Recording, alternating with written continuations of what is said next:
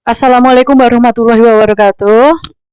Halo teman-teman semuanya, ketemu lagi dengan saya Madia Budi Esti di channel saya yang berisi pengalaman saya selama GERD dan anxiety. Pertama-tama, saya ingin mengucapkan terima kasih untuk kalian yang udah nonton video saya dan bahkan udah subscribe channel saya. Saya ucapkan terima kasih sekali. Saya doakan semoga kalian segera diberikan kesembuhan oleh Allah Subhanahu wa taala dan juga bagi yang tidak sedang sakit semoga diberikan kesehatan yang istiqomah. Oke, tema saya kali ini yaitu saya beri judul alasan kenapa kamu nggak sembuh-sembuh dari GERD dan anxiety.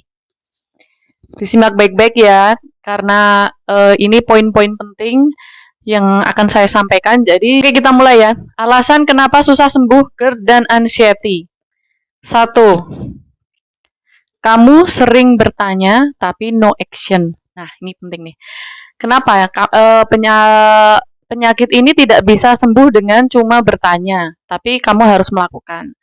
Banyak yang DM ke saya, banyak yang komentar, kenapa sih kok nggak sembuh-sembuh? Kenapa sih aku sesak nafas, aku keliengan, aku kayak gini dada panas? Karena kalian setelah kalian bertanya, kalian mendapatkan jawabannya, tapi kalian tidak melakukannya. Misal kalian bertanya, Mbak, kenapa ya saya lambung saya begini, begini, begitu. Terus dapat jawaban nih, jawabannya coba untuk olahraga pagi, untuk jalan kaki, untuk makanan makanan yang bergizi, pola makannya diganti dengan yang lebih sehat, terus jaga pola pikir dan sebagainya, istirahat yang cukup. Tapi kalian tidak melakukan semua itu gitu. Jadi kalian cuma menonton motivasi-motivasi di YouTube, tapi kalian tidak menjalankannya. Nah, itu kenapa alasan yang pertama kenapa kalian tidak sembuh-sembuh dari GERD dan anxiety. 2, kalian selalu bertanya kapan sembuh. Nah, sering ya di komentar saya, di komentar di channel saya itu bertanya, Mbak sembuhnya berapa lama?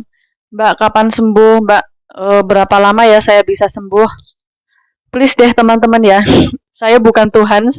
Sekali lagi saya bukan Tuhan.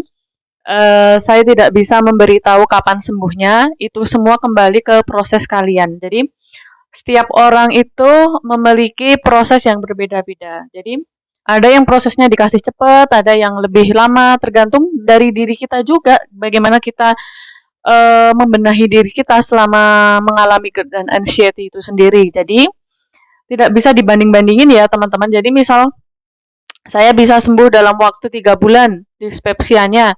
Teman-teman mungkin kok saya udah 1 tahun ya Mbak nggak sembuh-sembuh. Nah itu kamu atau kalian ngapain aja selama 1 tahun itu? Apa kalian berusaha ikhtiar bener-bener buat sembuh atau cuma nonton YouTube tapi nggak dilakukan segala macam caranya itu kalian nggak berusaha untuk melakoninya secara konsisten atau gimana? Jadi kalian cuma fokus dengan pertanyaan kapan sembuh. Nah, dengan kalian terus bertanya kapan sembuh, yang ada kalian itu nanti semakin stres. Jadi otak kalian terbebani dengan kata-kata itu gitu. Jadi kata-kata itu nanti lama-lama masuk ke alam bawah sadar kalian gitu. Kenapa nggak sembuh-sembuh? Kenapa nggak sembuh-sembuh kayak gitu itu. Jadi makanya untuk yang mengalami GERD dan anxiety, udah lupain aja, jangan bertanya kapan sembuh. Yang penting proses penyembuhannya dijalanin terus, ikhtiarnya dijalankan terus tanpa bertanya kapan sembuh. Insya Allah nanti penyakit ini tuh sembuhnya kayak berangsur pelan-pelan gitu teman-teman. Jadi nggak langsung kayak minum obat flu atau batuk 2-3 kali langsung sembuh kayak gitu, nggak kayak gitu. Jadi prosesnya ini memang berhubungan dengan pola pikir kita, pola makan kita, pola hidup kita seperti itu. Yang ketiga, gampang menyerah terhadap proses. Nah, jadi dulu saya pernah ya seperti ini waktu pertama kali terkena GERD itu saya sering kambuh-kambuh. Jadi sembuh kambuh sembuh kambuh karena apa? Karena saya tidak konsisten di awal. Jadi saya sering menyerah gitu, menyerah dengan pola hidup yang saya rubah. Jadi saya gampang jenuh. Misalkan harus setiap hari harus makan ini, harus makan rebus-rebusan, harus olahraga pagi, itu di situ saya gampang bosen gitu teman-teman untuk melakoni kegiatan-kegiatan seperti itu. Jadi saya juga berhubungan dengan pertanyaan kapan sembuh itu tadi. Jadi melakoni proses penyembuhan dan sering bertanya kapan ya sembuh ya, itu membuat saya semakin down semakin lama sembuhnya. Jadi gampang menyerah itu tadi, dengan terpacu pertanyaan kapan sembuh itu tadi membuat kita akhirnya tidak menjalankan proses penyembuhan dengan maksimal. 4. Sering mengeluh dan tidak ikhlas. Jadi kita seolah-olah dalam hati kita terus bertanya ya, kenapa sih saya diberi penyakit ini? Kenapa nggak orang lain aja? Kenapa harus saya? Saya masih punya banyak tugas, saya masih punya banyak tujuan untuk menyelesaikan hidup saya. Kenapa saya harus diberi penyakit seperti ini? Kan pasti ada ya di benak kalian pertanyaan seperti itu. Nah, jika pertanyaan seperti itu terus ada di diri kalian, di hati kalian, maka yang ada itu tadi stres yang berkepanjangan, akhirnya lambungnya juga nggak sehat-sehat, nggak sembuh-sembuh teman-teman. Jadi coba belajar untuk ikhlas, nerimo gitu. Jadi bicara dengan dari hati ke hati dengan Allah. Ya Allah, saya ikhlas jika penyakit ini memang ditakdirkan untuk saya, untuk merubah saya. Berikanlah saya kekuatan, berikanlah kasih saya kesabaran. Nah, itu nanti bisa menenangkan teman-teman. Jadi, coba kita harus belajar menerima apa yang udah Allah takdirkan untuk kita. Jadi, jangan banyak mengeluh. Jadi jangan banyak mengeluh, jadi jangan banyak membanding-bandingkan hidup kita dengan orang lain. Karena itu percuma dan nggak ada gunanya, teman. Yang kelima, kenapa nggak sembuh-sembuh? Tidak konsisten. Nah, tidak konsisten itu gimana?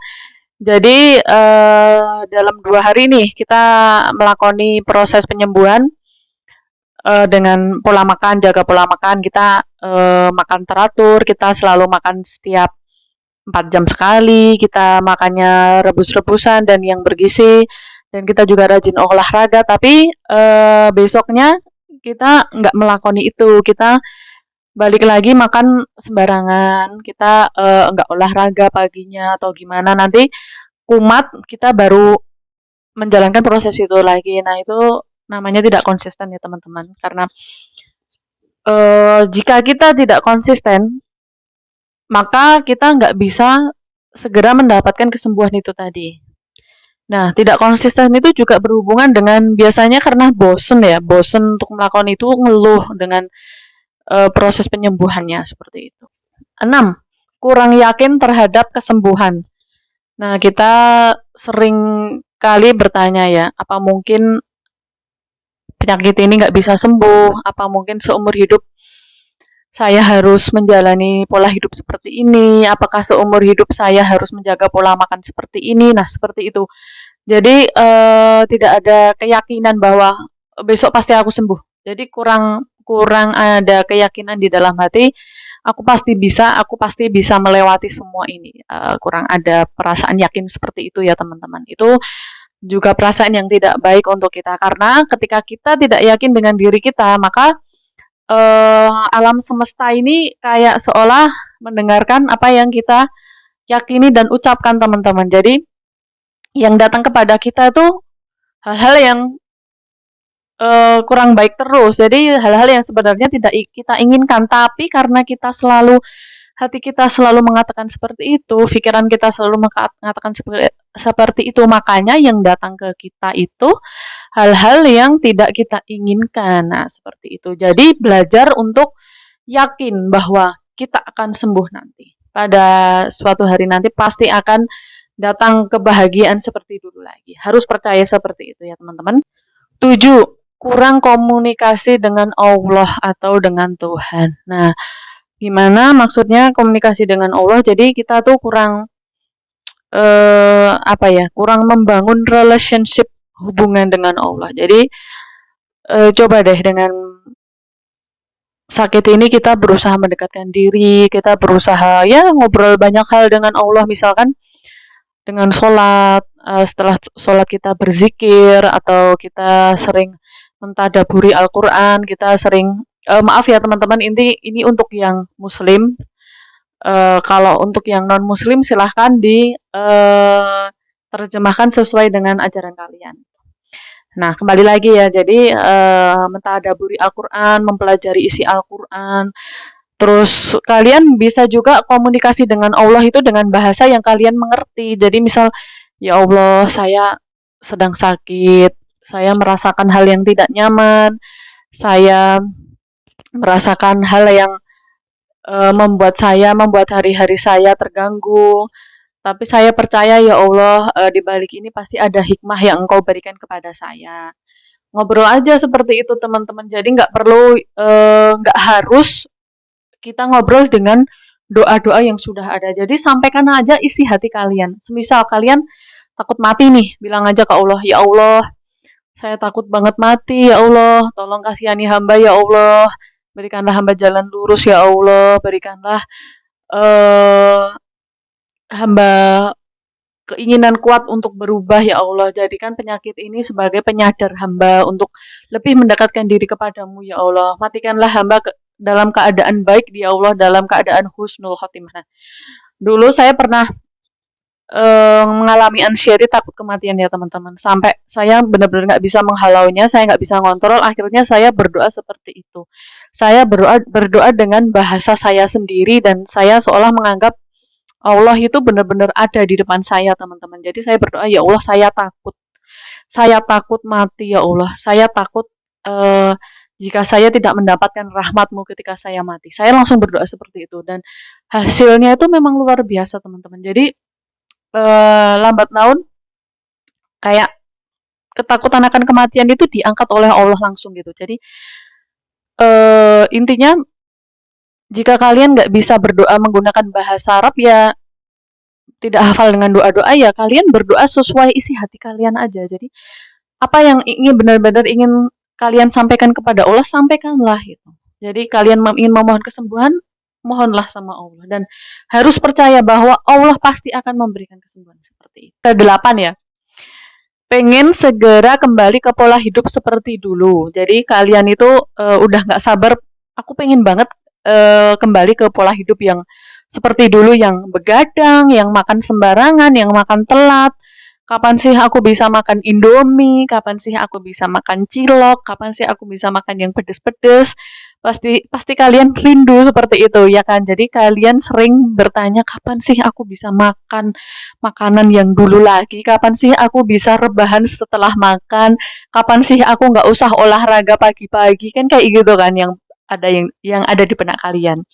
Nah, bisa saya beritahu ya teman-teman, kalau kalian ingin balik ke pola hidup seperti dulu, maka kalian nggak sembuh-sembuh. Kenapa? Karena kalian akan kumat-kumatan lagi. Jadi penyakit ini tuh menginginkan kita untuk berubah menjadi lebih baik, bukan untuk kembali seperti dulu lagi. Jadi jika kalian masih punya keinginan kembali seperti dulu yang memperlakukan tubuh kalian dengan sesuka hati kalian, tidak bisa. Jadi kalian harus menyingkirkan pikiran itu ya teman-teman. Jadi kalian harus punya keinginan yang baru. Jika saya sembuh, saya harus menggunakan tubuh ini dengan lebih baik lagi. Karena ini tubuh yang diberikan oleh Allah, maka saya akan menggunakannya lebih untuk hal yang lebih bermanfaat lagi. Harus seperti itu. Jadi jangan punya keinginan untuk balik ke kehidupan yang lama seperti itu. Nah, itu tadi kenapa yang saya sampaikan alasan-alasan kenapa kamu nggak sembuh-sembuh dari GERD dan anxiety, teman-teman ya. Semoga video ini bermanfaat untuk kalian dan bisa kalian lakukan di kehidupan kalian sehari-hari dan semoga kalian segera diberi kesembuhan oleh Allah Subhanahu wa taala. Oke, amin ya rabbal alamin. Nah, cukup sekian video dari saya, semoga bermanfaat. Jika menurut kalian video ini memberikan manfaat, bisa di like, share, dan subscribe channel saya. Jika video ini tidak bermanfaat, ya udah kalian tidak perlu ngapa-ngapain, oke? Cukup sekian. Wassalamualaikum warahmatullahi wabarakatuh. Dadah.